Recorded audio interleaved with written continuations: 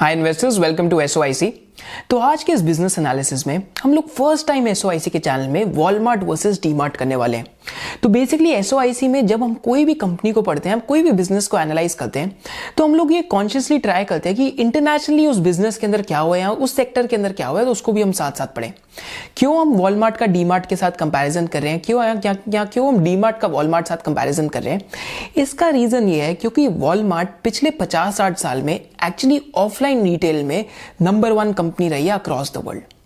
And उनकी क्या strategy थी, उनकी क्या प्लेबुक थी, वो हमें समझना जरूरी है। क्योंकि जब राधा कृष्णा डमानी ने डीमार्ट बनाया था, तब उन्होंने जो रिटेलर्स अक्रॉस द वर्ल्ड है, माने जो सक्सेसफुल रिटेल कंपनीज है, जैसे वॉलमार्ट हो गया, कॉस्टको हो गया, टेस्को हो गया, तो उन्होंने इन सब कंपनीज की स्टडी करी थी। एंड अगर हम उस माइंडसेट में जाके देख सकते हैं कि इन्होंने इनके क्या प्रिंसिपल्स पढ़े थे, एंड हम एक बार समझ सकते हैं कि यार डीमार्ट में आज क्या कंपेटिटिव एडवांटेज है, तो आई थिंक हमें एक बहुत बड़ा एडवांटेज मिल सकता है एज एन इन्वेस्टर इस बिजनेस की वैल्यूएशन करते हुए। And towards the end of the video मैंने आपके साथ डीमार्ट का डिटेल वैल्यूएशन भी करा है इस बार, राइट? तो डीमार्ट की बात करने से पहले हम जो इंडिया में रिटेल इंडस्ट्री है, इसकी एक बारी बात करते हैं। तो आज रिटेल सेक्टर आज अगर हम देखते हैं तो ऑर्गेनाइज्ड है एंड अनऑर्गेनाइज्ड है। ऑर्गेनाइज में आपका मॉडर्न ट्रेड आता है और आपका ई कॉमर्स आता है। मॉडर्न ट्रेड माने हम डीमार्ट जैसे स्टोर को मॉडर्न ट्रेड में कहेंगे।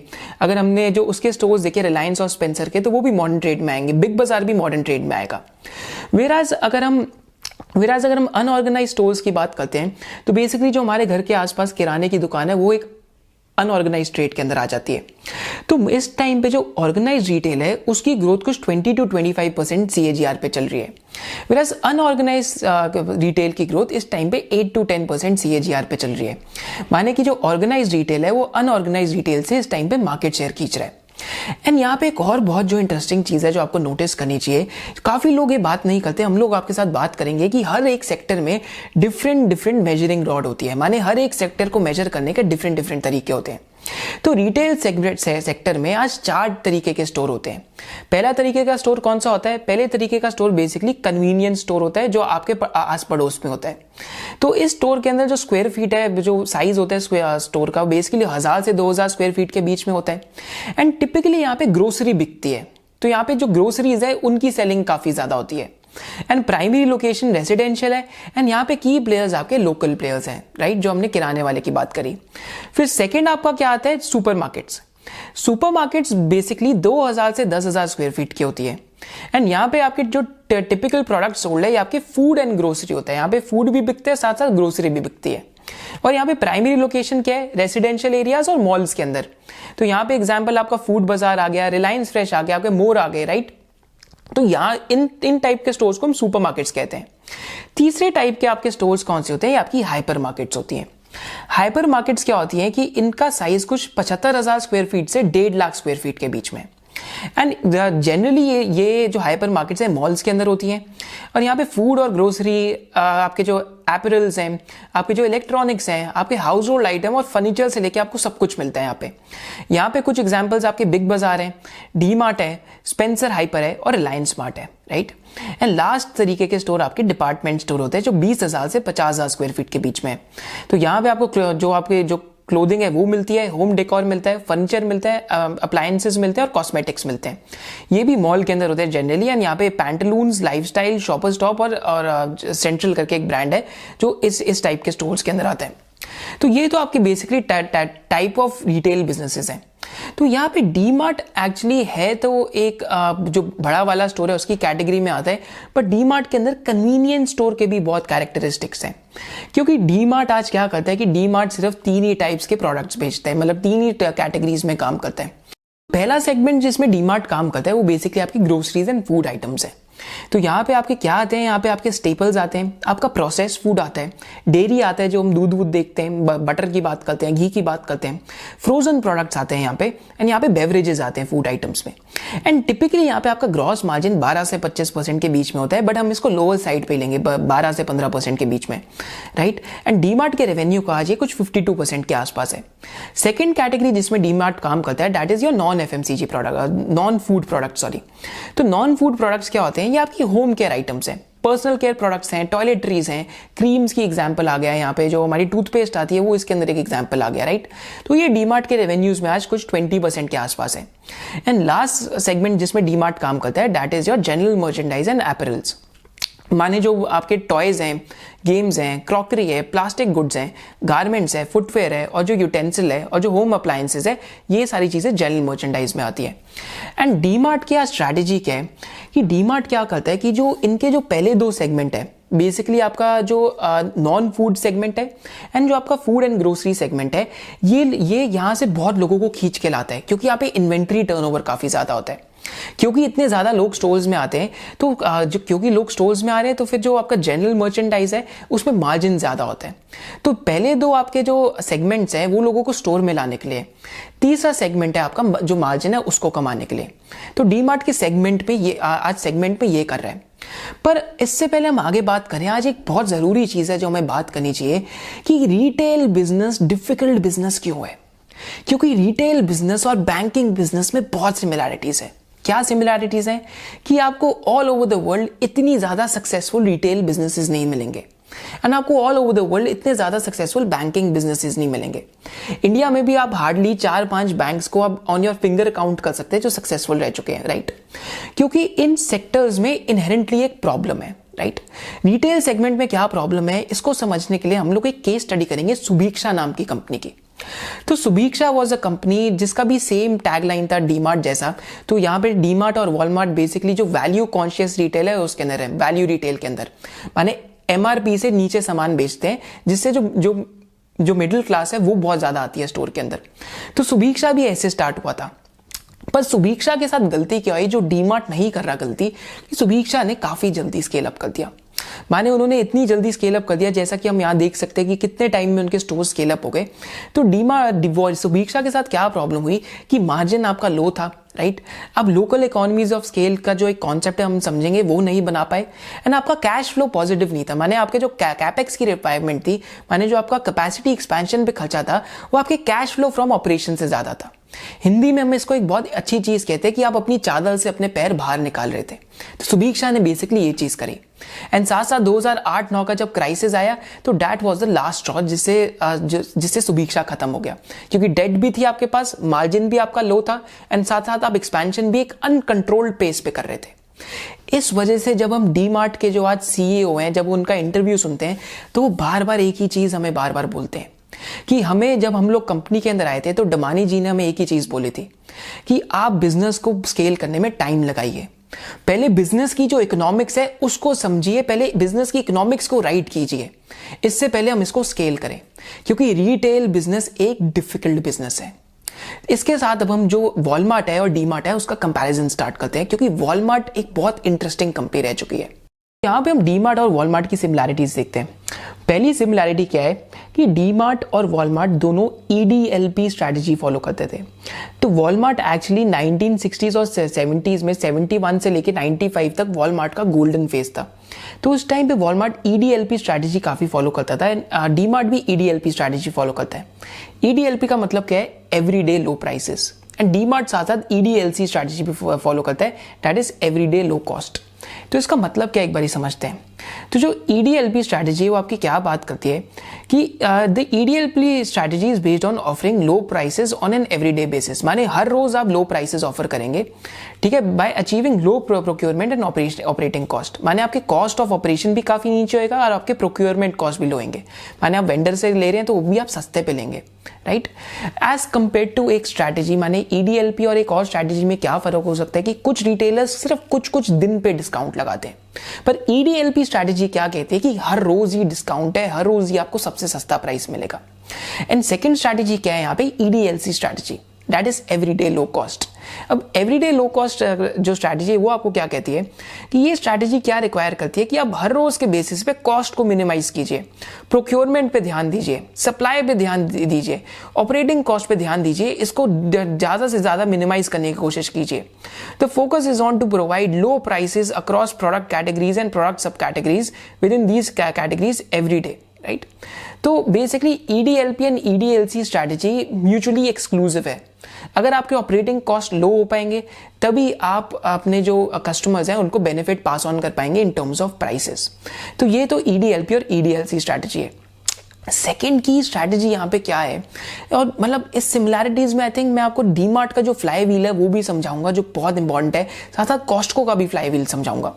सेकेंड की स्ट्रैटेजी यहाँ पे क्या है कि दोनों ही कंपनीज ने क्लस्टर बेस्ड एक्सपेंशन करी है। अब क्लस्टर बेस्ड एक्सपेंशन का मतलब क्या है इसको एक बार समझते हैं पहले आसानी से। सपोज करते हैं आपका एक स्टोर सेंट्रल दिल्ली में, राइट, एंड सेंट्रल दिल्ली में पॉपुलेशन थोड़ी सी कम है। तो आप क्या करते हैं सेंट्रल दिल्ली से कि आप सेंट्रल दिल्ली के आसपास ही जो अपने दूसरे स्टोर्स हैं वो डालते जाते हैं, एंड धीरे धीरे आप करके क्या करते हैं कि पूरी दिल्ली के अंदर ही आपके स्टोर्स हो जाते हैं।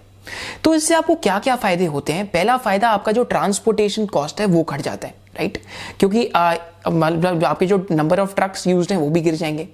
सेकेंडली आपको क्या होता है कि आपकी जो वेयर हाउसिंग कॉस्ट है वो भी आपकी घट जाती है। एंड थर्डली क्या होता है क्लस्टर बेस्ड स्ट्रैटेजी से कि आपके ब्रांड का एक परसेप्शन कस्टमर के दिमाग में काफी अच्छा बन जाता है, राइट। तो इसको हम क्लस्टर बेस्ड एक्सपेंशन कहते हैं। जैसा कि आप यहां पे देख सकते हैं वॉलमार्ट की 1975 की एनुअल रिपोर्ट है, तो वॉलमार्ट ने क्लस्टर बेस्ड एक्सपेंशन स्ट्रैटेजी करी, माने वो एक सिटी से, एक शहर से धीरे धीरे स्प्रेड आउट होते गए, राइट। सिमिलरली जब हम डीमार्ट की बात करते हैं तो डीमार्ट भी धीरे धीरे महाराष्ट्र से, जैसा कि हम यहाँ इन्फोग्राफिक में देख सकते हैं कैसे महाराष्ट्र से धीरे धीरे स्प्रेड आउट कर रहे हैं, राइट। एंड धीरे धीरे डीमार्ट के जो नंबर ऑफ स्टोर्स हैं वो भी काफी तेजी से ग्रो कर रहे हैं। तो ये एक इनसाइट है क्या है यहाँ पे क्लस्टर बेस्ड एक्सपेंशन स्ट्रैटेजी की। तो ये ब्रूस ग्रीनवॉल्ड एक प्रोफेसर है कोलंबिया के, उनकी बहुत अच्छी बुक है जो सारे इन्वेस्टर्स को पढ़नी चाहिए इंडस्ट्री स्ट्रक्चर समझने के लिए और मेंटल मॉडल समझने के लिए। Name of the book is competition डीमिस्टिफाइड। तो कॉम्पिटिशन डीमिस्टिफाइड में ब्रूस ग्रीनवॉल्ड एक बहुत इंटरेस्टिंग चीज की बात करते हैं, that is local economies of scale. कि जब एक फर्म एक रीजन के अंदर अपनी डोमिनेंस बना लेती है, एक लोकेलिटी के अंदर अपनी डोमिनेंस बना लेती है, तो वहां पे वो इकोनॉमीज ऑफ स्केल हासिल कर लेती है on a local basis.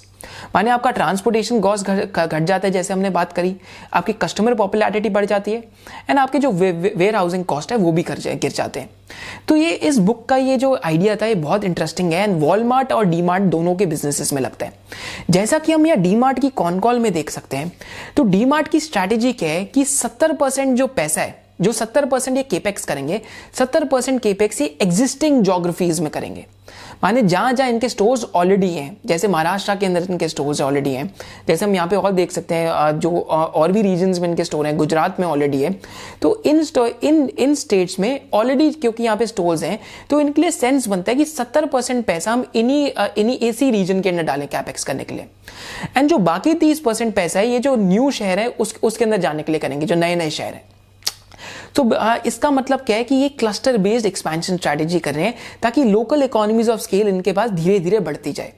Subhiksha और इनके बीच में क्या फर्क था कि सुभिक्षा बहुत जल्दी बहुत ज्यादा एक्सपैंड कर गया, ठीक है, और डीमार्ट के अंदर क्या है कि they are going slowly step by step, माने वो पावर ऑफ कंपाउंडिंग को अच्छे से हार्नेस कर रहे हैं। क्योंकि रिटेलिंग में जीतने का एक ही तरीका है, you have to be the lowest cost producer, and DMart एक लोएस्ट कॉस्ट प्रोड्यूसर है। उसको देखते हैं कैसे। तो ये वॉलमार्ट का 1985 टू 1987 का डेटा है। तो यहां पे आप देख सकते हैं कि वॉलमार्ट का जो ग्रॉस मार्जिन है एज कंपेयर टू अगर हम केमार्ट का एग्जांपल देखते हैं तो वॉलमार्ट का ग्रॉस मार्जिन केमार्ट से तो कम है, पर वॉलमार्ट के जो ऑपरेशनल एक्सपेंसेस हैं, राइट, तो ये जैसा यहां पे चेक कर सकते हैं कि वॉलमार्ट के जो ऑपरेटिंग एक्सपेंसेस है वो जो केमार्ट है उससे ज्यादा कम है, जिसकी वजह से वॉलमार्ट का जो ऑपरेटिंग मार्जिन है या ऑपरेटिंग इनकम है वो 7.4% है, मेरा केमार्ट की ऑपरेटिंग इनकम 4.8% है। और इंडस्ट्री एवरेज अगर हम देखते हैं उस टाइम पे, दैट इज 1984 के आसपास, तो इंडस्ट्री एवरेज में वॉलमार्ट का अगेन जो ग्रॉस मार्जिन है इंडस्ट्री का 28% था, वॉलमार्ट का 26% था। पर अगेन फर्क कहां आता है? पेरोल एक्सपेंसेस में, यानी एम्प्लॉइज की आपका खर्चा कितना है। वॉलमार्ट का 10% था, इंडस्ट्री का 11.2% था। एडवर्टाइजिंग एक्सपेंसेस वॉलमार्ट का 1.1%, इंडस्ट्री का 2.3%। रेंटल एक्सपेंसेस वॉलमार्ट का 1.9% और इंडस्ट्री का 2.2%। और मिसलेनियस एक्सपेंसेस में अगेन वॉलमार्ट का 5.3 और इंडस्ट्री का 7.6।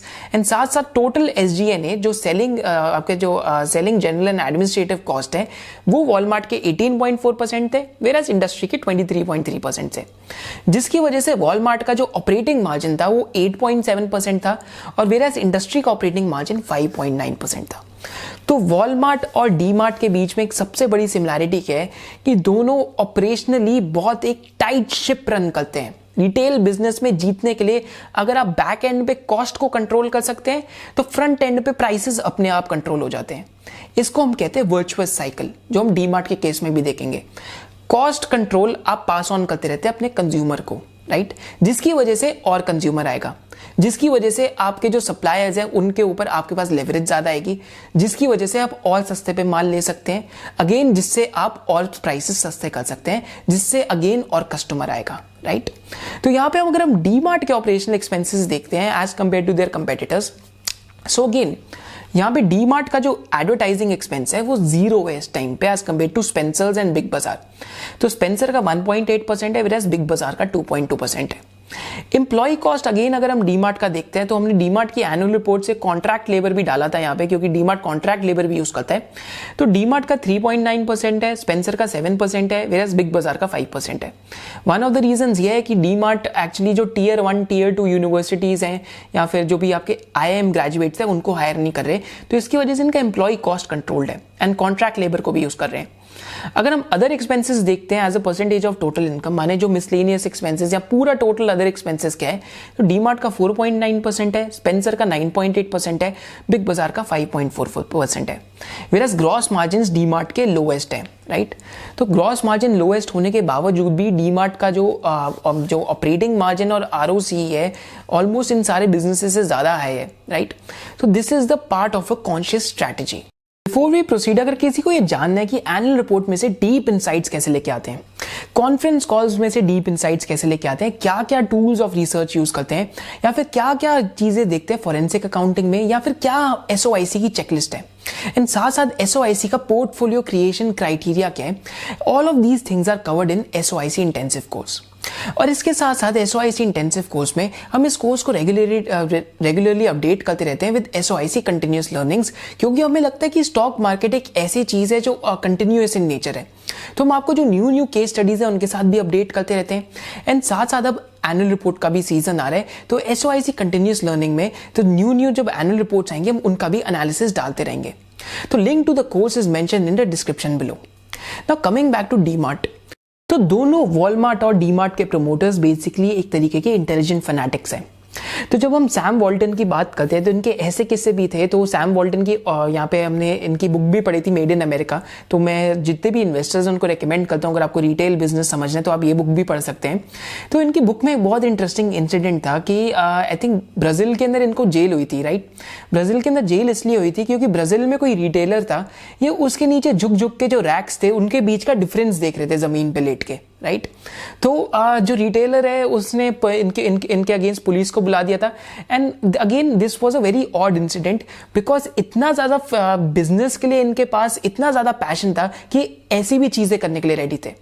Whereas at the same time अगर हम डमानी जी की बात करते हैं तो डमानी जी भी ये करते थे कि जो डिफरेंट रिटेल स्टोर्स हैं उसके बाहर खड़े होके देखते थे कि जो भी कस्टमर गुड्स खरीद के लेके जा रहे हैं वो कौन सी गुड्स ज्यादा खरीद रहे हैं।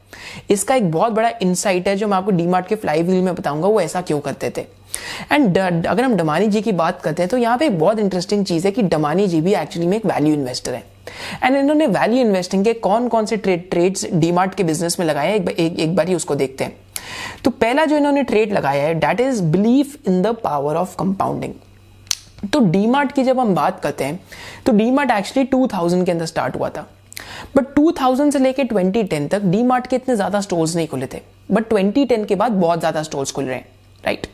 तो 2000 से लेके 2010 तक इसलिए इतने ज्यादा स्टोर्स नहीं खुले थे क्योंकि ये बिजनेस मॉडल को परफेक्ट कर रहे थे, and as soon as business model perfect हो गया था उसके बाद इन्होंने इसको स्केल करना स्टार्ट करा।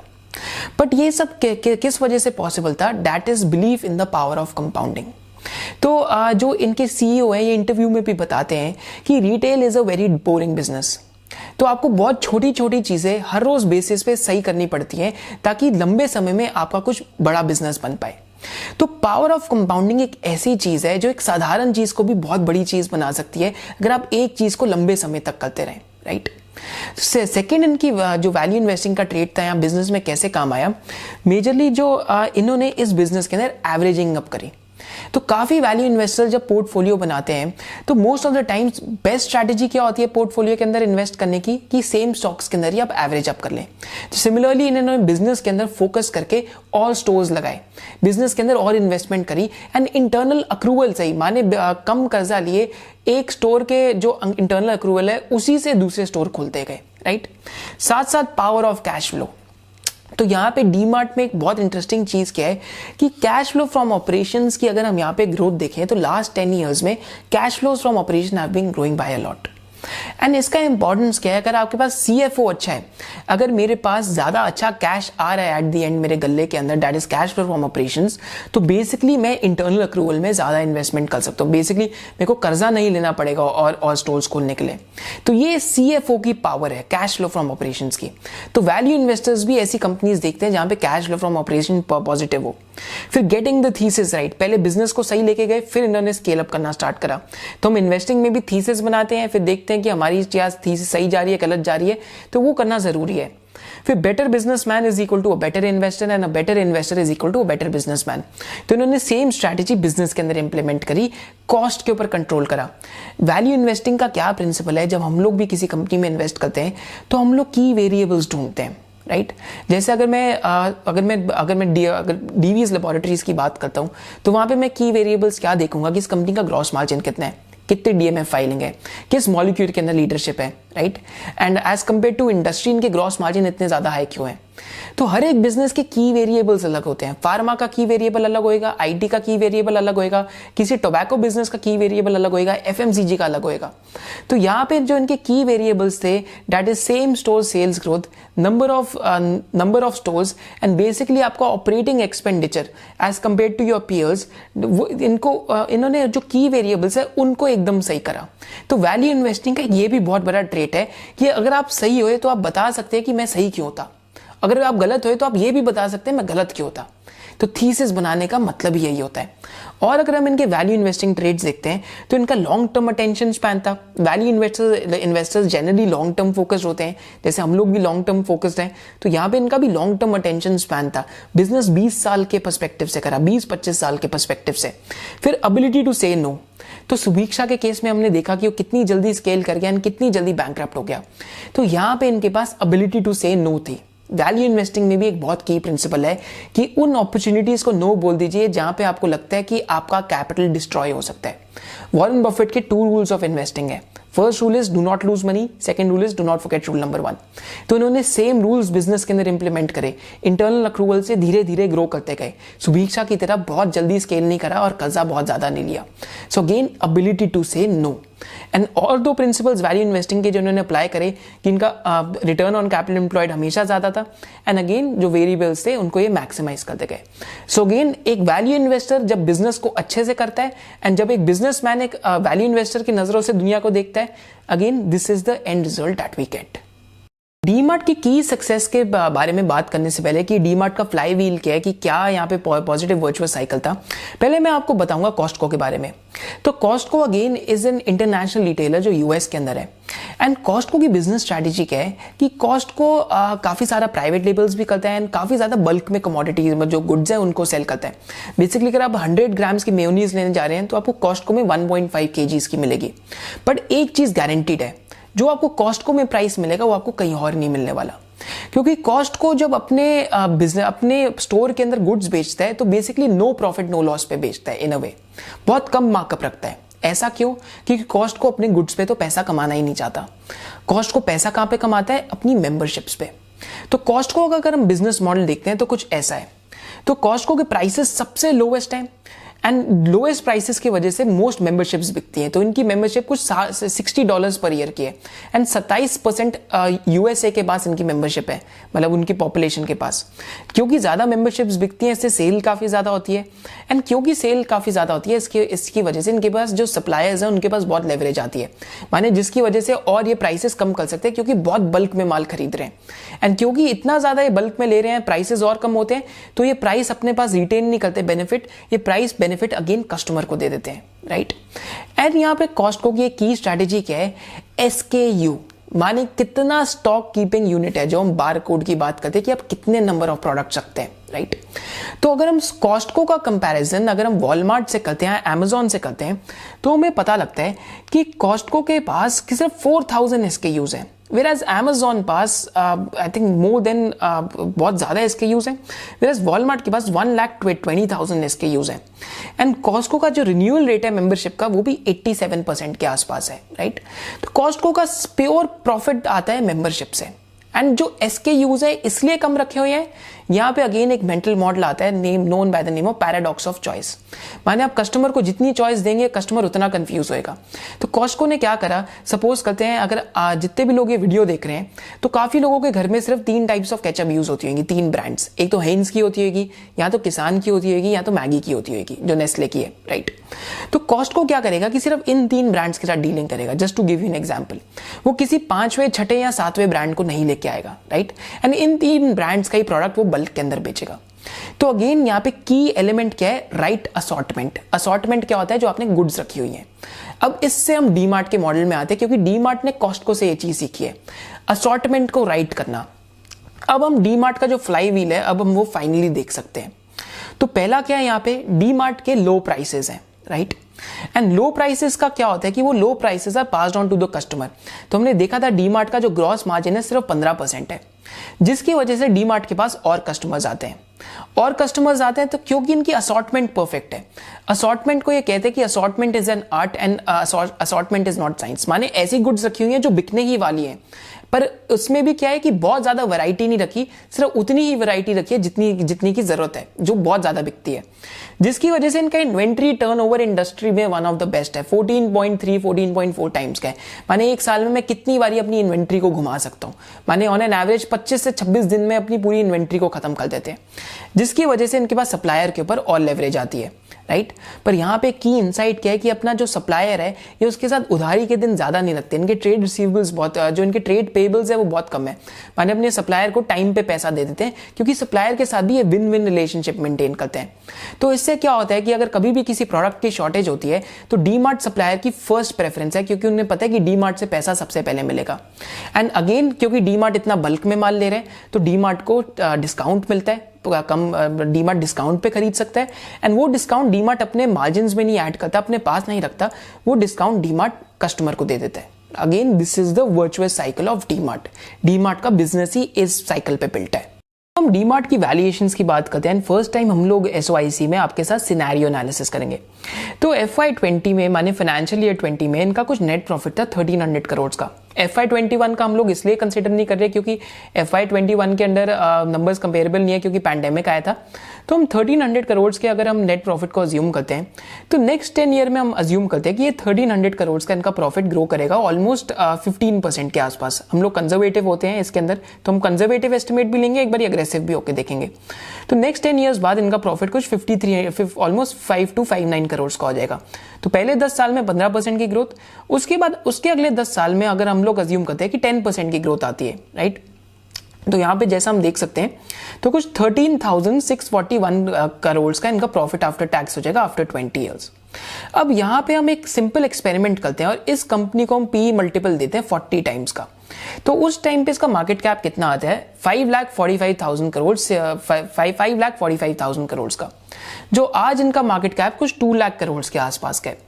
तो इस सिनेरियो के अकॉर्डिंग डीमार्ट में इतनी ज्यादा इस पॉइंट ऑफ व्यू से अगर हम रिस्क रिवॉर्ड के टाइप ऑफ देखते हैं तो रिस्क रिवॉर्ड फेवरेबल नहीं है, क्योंकि वैल्यूएशंस बहुत ज्यादा ऊपर है। सेकंड सिनेरियो एनालिसिस करते हैं। अब हम यहाँ पे थोड़ा सा ज्यादा बुलिश होते हैं, राइट। तो यहाँ पे हम अभी अज्यूम करते हैं कि अभी 1300 करोड़ की इनका प्रॉफिट आफ्टर टैक्स है। तो अगेन यहाँ पे हम अज्यूम करते हैं कि नेक्स्ट 10 इयर्स में 20% के हिसाब से ग्रोथ आएगी पर ईयर। तो 10 साल बाद इनका प्रॉफिट आफ्टर टैक्स 8,000 करोड़ होएगा। एंड उसके अगले 10 साल में ये लोग अपना प्रॉफिट आफ्टर टैक्स 12% पे ग्रो कर सकते हैं, राइट। तो हम यहाँ पे 12% अज्यूम करके चलते हैं। तो 20वें साल में कुछ इनका 25,000 करोड़ का प्रॉफिट आफ्टर टैक्स आएगा। एंड अगेन अगर हम इस 25,000 करोड़ को अगेन यहाँ पे अगर मैं 50 टाइम्स का मल्टीपल दे देता हूँ कि 50 की पी पे ये ट्रेड करेगा, तो इनका मार्केट कैप कुछ 12.5 लाख करोड़ आता है। तो अगेन आज इनका मार्केट कैप 2 लाख करोड़ है। तो 20 साल में सिर्फ 6x ही होएगा। जैसे हम यहाँ देख सकते हैं कि इसमें CAGR कितना बनने वाला है यहाँ पे, राइट। तो अगेन अगर मैं रिटर्न रिस्क रिवॉर्ड में देखूं तो यहाँ पे एक रिस्क और भी क्या है कि जब हम रिलायंस रिटेल की बात करते हैं तो रिलायंस रिटेल के भी ग्रॉस मार्जिन 19% के आसपास है। एंड जब हम रिलायंस की बात करते हैं ग्रोसरी स्टोर्स की इनके, तो इनका भी ओपेक्स कम है एंड साथ साथ इन्होंने भी बहुत ज़्यादा फंड रेजिंग भी करी है।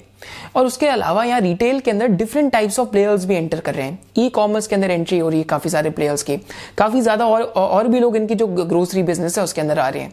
तो एक्चुअली जो रिलायंस इंडस्ट्रीज की बात है, तो रिलायंस इंडस्ट्रीज का डिटेल्ड एनालिसिस हम आप लोग के साथ सून ही करेंगे, जिसमें हम जियो, रिलायंस रिटेल एंड पूरा जो कंग्लोमरेट है उसकी डिस्कशन करेंगे। बट इन टुडेज बेसिस मेरे को ये पर्सनली नहीं लगता कि अगर हम जब डीमार्ट की बात करते हैं तो उसके अंदर रिस्क रिवॉर्ड इस टाइम पे फेवरेबल है, क्योंकि मेरा अपॉर्चुनिटी कॉस्ट, अगर मैं बहुत सिंपल अपॉर्चुनिटी कॉस्ट सेंसेक्स लेता हूँ तो सेंसेक्स में भी यहाँ से एटलीस्ट 10-12% का CAGR तो आ ही सकता है। तो सेंसेक्स का CAGR it seems as if will beat DMart का CAGR, राइट, अनलेस और अनटिल डीमार्ट के अंदर 25-30% ग्रोथ अगले 20 साल नहीं आती। तो यहाँ पे मार्जिन ऑफ सेफ्टी थोड़ा कम है। आपकी मार्जिन ऑफ सेफ्टी एक्चुअली में आपके डिपेंड करती है कि प्रमोटर की एग्जीक्यूशन कैसी है। And again this is not the fault of the management of the company, this is the fault of the valuation at which it is trading right now. So this is what I think about DMart. Thank you for joining us, hope to see you in the next video.